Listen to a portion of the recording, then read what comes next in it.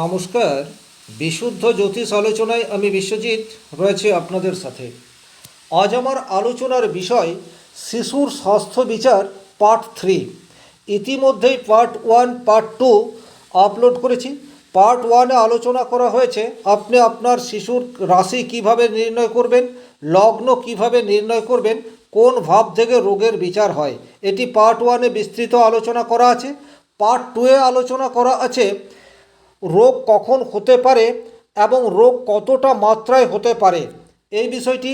আর এই 3 নম্বর ভিডিওটিতে আলোচনা করব কোন গ্রহে কী ধরনের রোগ দেয়, অর্থাৎ 9টি যে গ্রহ রয়েছে 9টি গ্রহ আমাদের জীবনে কোন কোন ক্ষেত্রে কি কি ধরনের রোগ প্রদান করে। তাহলে এই বিষয়টি ক্লিয়ারলি আপনি এই উদাহরণ কুণ্ডলিটির সাহায্যে বুঝতে পারবেন।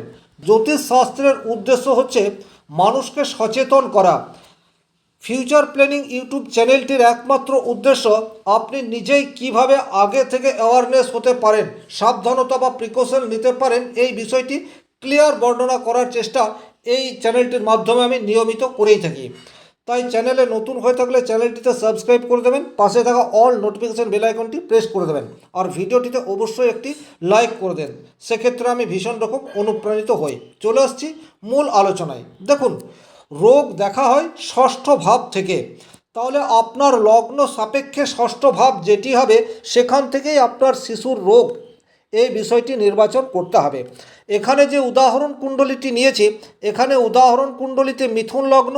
তাহলে মিথুন লগ্ন থেকে ষষ্ঠ ভাব হচ্ছে বৃশ্চিক রাশি। তাহলে আপনার শিশুর লগ্ন যা হবে সেখান থেকে আপনি অ্যান্টি ক্লক ওয়াইজ 6 নম্বর ঘরে চলে আসবেন। 6 নম্বর ঘর থেকেই রোগের বিচার হয়।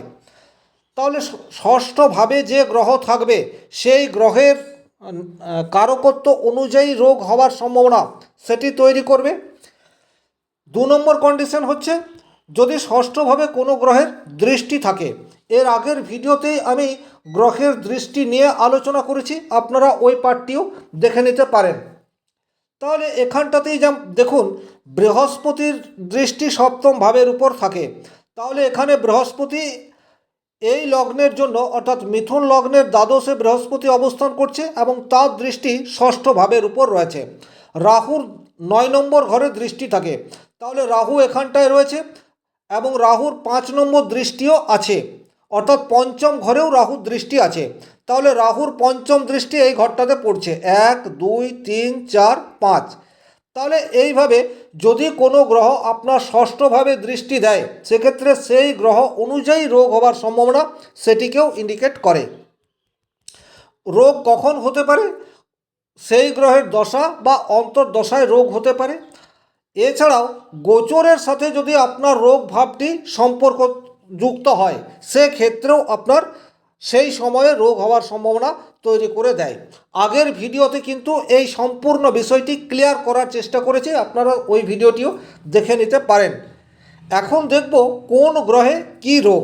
প্রথমেই আলোচনা করব যদি আপনার ষষ্ঠভাবে রবি থাকে অথবা ষষ্ঠভাবে রবির দৃষ্টি থাকে সেক্ষেত্রে কি ধরনের রোগ হতে পারে। দেখুন, রবি হচ্ছে অগ্নিতত্ত্বের কারক গ্রহ। রবি যখন আপনার ষষ্ঠভাবে থাকবে তখন চোখের সমস্যা হতে পারে, অর্থাৎ আই রিলেটেড প্রবলেম এটা আসতে পারে, অথবা হার্টের কোনো সমস্যা সেটাও আসতে পারে। তো হার্টের সমস্যা সাধারণত যদি আপনার বুকে ব্যথা ঘন ঘন হয় সেক্ষেত্রে রবির আপনার বাচ্চার জন্মকুণ্ডলিতে ষষ্ঠ ভাবের উপর প্রভাব রয়েছে, অথবা চোখ লাল হয়ে যাওয়া, চোখ ফুলে যাওয়া, চোখ থেকে জল পড়া, এই সমস্ত বিষয় যদি হয়ে থাকে সেক্ষেত্রে কিন্তু রবির প্রভাব ষষ্ঠভাবে থাকলেও থাকতে পারে। এবারে এই ভিডিওটার থেকে আপনি কি জানতে পারবেন, অনেক সময় বিভিন্ন কারণে চোখ লাল হয়ে ওঠে বা চোখ দিয়ে জল পড়ে, কিন্তু যদি আপনার শিশুর এটা ঘন ঘন হয় বা আপনার শিশুর ষষ্ঠভাবে রবির প্রভাব থাকে তাহলে কিন্তু ডাক্তারের পরামর্শ আপনাকে নিতে হবে। যদি আপনার শিশু ব্রিদিং প্রবলেম বা শ্বাসকষ্টজনিত সমস্যা ঘন ঘন হতে থাকে সেক্ষেত্রে ডাক্তারি সহায়তা আপনাকে নিতে হবে। এছাড়া যতদূর সম্ভব রোদ থেকে আপনার শিশুকে দূরে সরিয়ে রাখতে হবে। যদি আপনার শিশুর ষষ্ঠভাবে চন্দ্র থাকে বা চন্দ্রের প্রভাব ষষ্ঠ ভাবের উপর থাকে তাহলে চন্দ্র কী ধরনের রোগ প্রবণতা ইন্ডিকেট করে থাকে সাধারণত জলের কারক গ্রহ হচ্ছে চন্দ্র। তাহলে জলবাহিত যে কোনো ধরনের রোগ সেটি নিয়ে আসতে পারে। ঠান্ডা লাগা, কফ বসে যাওয়া, শ্বাসকষ্ট হওয়া, খুব ঘন ঘন ঠান্ডার কবলে পড়ে যাওয়া, এই সমস্ত প্রবণতা যদি চন্দ্র ষষ্ঠভাবে থাকে বা চন্দ্রের ষষ্ঠভাবে দৃষ্টি থাকে তাহলে কিন্তু হতে পারে। সেক্ষেত্রে অবশ্যই আপনার শিশুকে ফোটানো জল এটা যেমন খাওয়াতে হবে, সেই রকমই যাতে ঠান্ডা না লাগে এই বিষয়টা বিশেষভাবে খেয়াল রাখতে হবে। যদি মঙ্গল থাকে তাহলে মঙ্গল কী ধরনের রোগ প্রবণতা ইন্ডিকেট করে থাকে? মঙ্গল আপনার অত্যন্ত হট এবং উষ্ণতার কারক গ্রহ এবং রক্তের প্রধান কারক গ্রহ হচ্ছে মঙ্গল। তাহলে যে কোনো ব্লাড রিলেটেড প্রবলেম সেটা কিন্তু মঙ্গল দিয়ে থাকতে পারে, অথবা ঘন ঘন চোট আঘাত সেটি কিন্তু মঙ্গল ষষ্ঠভাবে থাকলে বা ষষ্ঠভাবের সাথে সম্পর্কযুক্ত হলে হয়ে যেতে পারে। এছাড়া অতিরিক্ত টেম্পারেচার, হঠাৎ করে অনেক বেশি জ্বর এসে যাওয়া, এটাও কিন্তু মঙ্গলের কুপ্রভাবের জন্য হয়ে থাকে।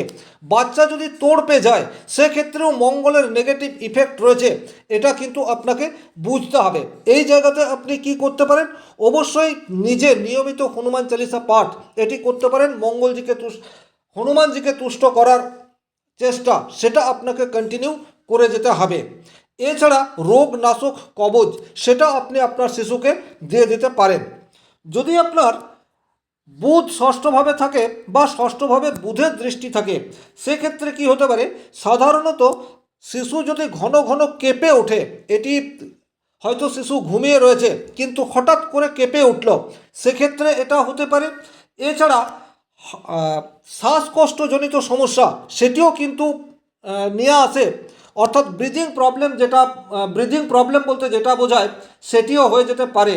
এছাড়া কিন্তু বাচ্চার এতটুকু ফুর্তি নেই, অন্যান্য বাচ্চার নেই, আপনার বাচ্চা খেলাধুলা করতে আগ্রহ পাচ্ছে না, সেক্ষেত্রেও কিন্তু বুধ অশুভ রয়েছে বা ষষ্ঠ ভাবের সাথে সম্পর্কযুক্ত হয়ে রয়েছে, এটা আপনাকে ধরে নিতে হবে। এছাড়া কোনো কথা মনে রাখতে পারছে না, সেক্ষেত্রেও কিন্তু বুধ আপনার বাচ্চার নেগেটিভভাবে রয়েছে। যদি বৃহস্পতি ষষ্ঠভাবে থাকে বা ষষ্ঠ ভাবের সাথে সম্পর্কযুক্ত হয় সেক্ষেত্রে হজমজনিত সমস্যা সেটি কিন্তু আপনার শিশুর হয়ে যেতে পারে, অর্থাৎ আপনি যা দিচ্ছেন বাচ্চা হজম করতে পারছে না। লিভার ওরিয়েন্টেড যে কোনো ধরনের প্রবলেম সেটা কিন্তু বৃহস্পতি ইন্ডিকেট করে থাকে। অতিরিক্ত ওজন বৃদ্ধি সেটা কিন্তু বৃহস্পতির জন্য হয়ে থাকে। খুব একটু খাবার খাচ্ছে কিন্তু ফুলে যাচ্ছে, এটি কিন্তু বৃহস্পতির জন্য হয়ে থাকে। মিষ্টিজাত খাদ্যের প্রতি অতিরিক্ত আসক্তি এটা কিন্তু বৃহস্পতির জন্য হয়ে থাকে। সেক্ষেত্রে কিন্তু আপনার বাচ্চাকে অতিরিক্ত মাত্রায় জল এটা খাওয়াতে হবে, এমন খাবার খাওয়াতে হবে যেগুলি বাচ্চা খুব সহজেই হজম করতে পারে, এই বিষয়টি খেয়াল রাখতে হবে। এছাড়া কোষ্ঠকাঠিন্যের প্রধান কারক গ্রহ হিসেবেও বৃহস্পতিকে দেখা হয়ে থাকে।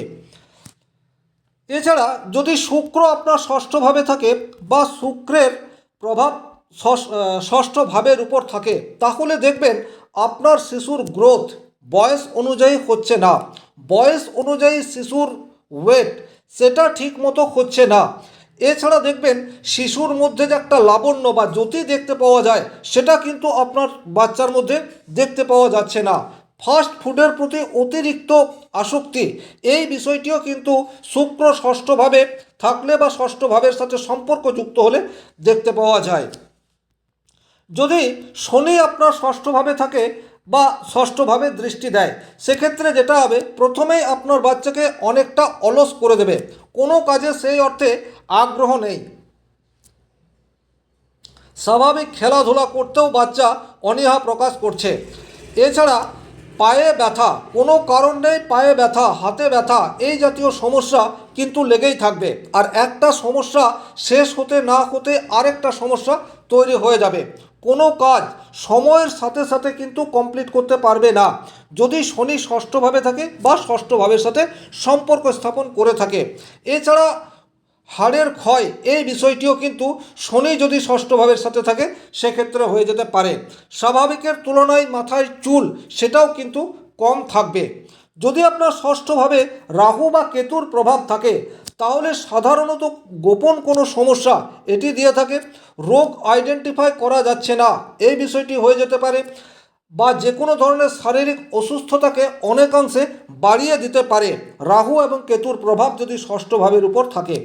এইরূপ পরিস্থিতিতে আপনি কি করবেন?